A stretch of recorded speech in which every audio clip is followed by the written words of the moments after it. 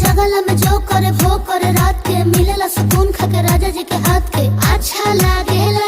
कमर ककरी से भइल काटा हराबा हो गलिया लागेला जान टमा डराबा हो गलिया लागेला जान टमा डराबा हो।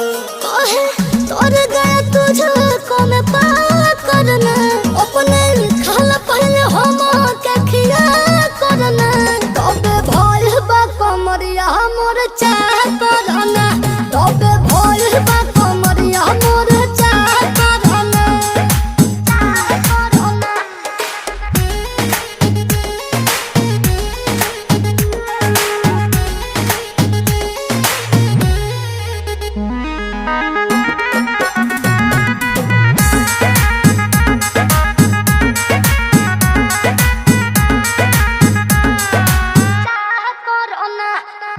प्रिंस प्रियांशु के प्यार देख